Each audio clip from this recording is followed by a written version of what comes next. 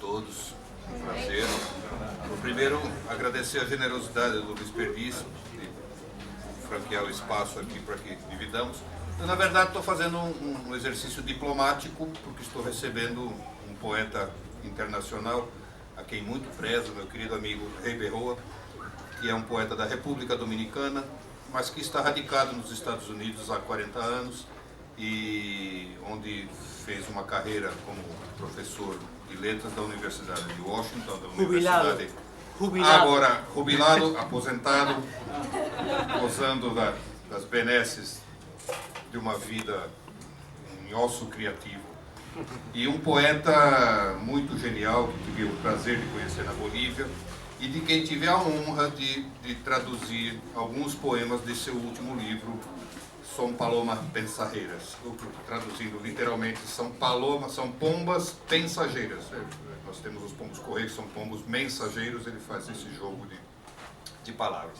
O Rei, para mais de ser um excelente poeta, é um agitador cultural e que coordena um evento internacional que ocorre no dia 21 de março, que é o Dia Internacional da Poesia, e que coordena esta publicação lindíssima, Living Voices, onde ele faz algo como a nossa virada cultural. São 24 horas com poetas do mundo inteiro lendo poesia, e me tocou agora para a próxima edição ser o representante aqui e convocar alguns poetas do nosso Brasil para ler.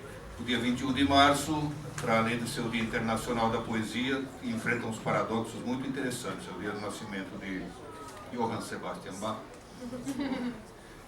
mas também é uma desgraça que é o dia do nascimento dessa pústula que governou esse país durante os últimos 4 anos. Então são paradoxos. Tudo é poesia, né? A poesia, o belo não precisa ser necessariamente o bonito, o belo é aquilo que choca. Eu vou ler um poema do Rei, numa tradução que humildemente eu arrisquei. O meu querido Celso de Alencar, que todos conhecem, uma expressão viva da poesia paulistana, vai ler também, e para que tenham uma ideia da musicalidade, o próprio Rei, na sequência, lê no original em espanhol, que não é uma língua tão estranha para nós, mas eu quis ter o gosto de fazer essa breve tradução. Eu vou ler um primeiro poema aqui, para o qual, com a minha, embora eu tenha uma proficiência muito grande em língua espanhola, que adquiri nos tempos em que me ativava no comércio de gêneros internacionais com tarifa diferenciada, quando eu comercializava umas coisinhas do Paraguai. Então me tornei proficiente em espanhol. A primeira tradução que eu fiz do título do poema, que é assédio sensual, eu traduzi como assédio sexual, mas os espanhóis, os falantes de espanhol da República Dominicana também usam o assédio sexual. E ele, fazendo o seu tradicional jogo de palavras, compôs esse lindo poema que se chama Assédio Sensual. Aquela mulher em flor que veio à casa quase à meia-noite, peito cheio de pombas pensageiras, como fossem sombras, como fossem o estalar de muitos fornos acesos, e trouxe o seu pão aberto, a língua molhada e preparado o seu fermento, e a qual também eu franqueei a minha lareira, para que não sentisse frio nem sofresse de ausência ou solidão ou desvario, feliz me ofereceu o que trouxe. Ela sentou-se na minha mesa, bebeu o meu vinho, nosso pão em partes iguais compartilhamos. Comigo ela cantou canções de amor, e me encolhi em seus vales como pude.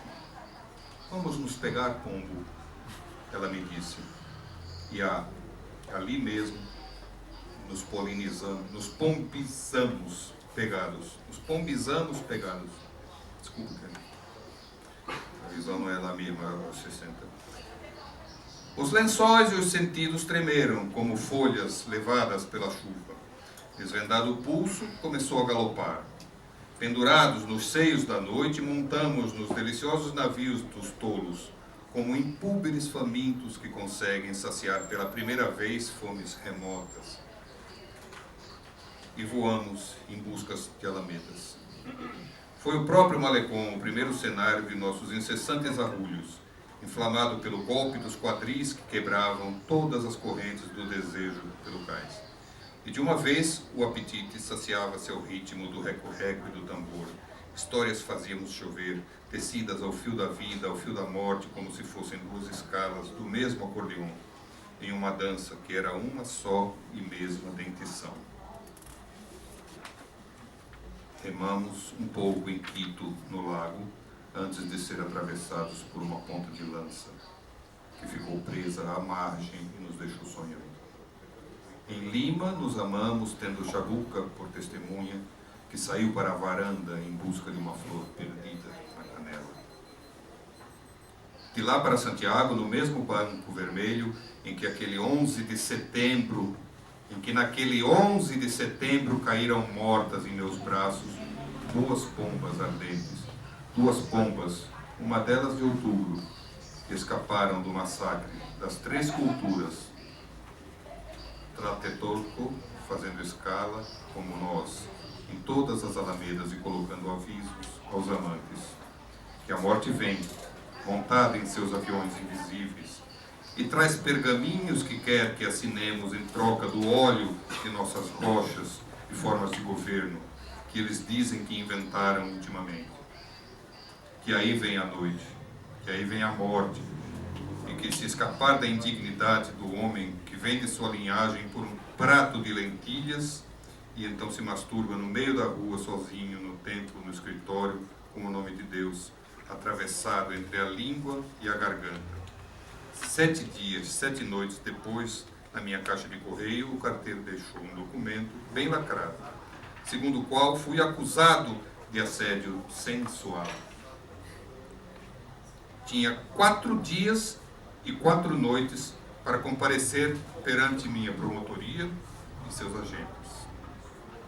Me absolveram 12 meses depois, por falta de provas e testemunhas, porque descobriram, depois de 100 torturas, que quem testemunhou contra meus erros não tinha nome nem sobrenome. Eles não foram capazes de encontrá-la, ou a ele, em nenhum dos livros do Estado ou da Igreja, do tempo, do desejo ou da injúria, que provavelmente era outra pessoa daquelas que escapam das páginas de um livro, e eles realmente acreditam que são, ou foram, ou talvez sejam um dia. Evidentemente, não mostrei a cicatriz que ainda trago viva do lado esquerdo de minha sombra. Nem pronunciei outra pomba a mais ao ouvido do cupido. Eu que pensei que não éramos veleiros ou meninos, encalhados em edenes, em comalas, em macondos, mas um fluxo de luzes da história. Uma delicada vibração de beijos caídos nos altares desta poeira cinzenta do amor e seus vazios,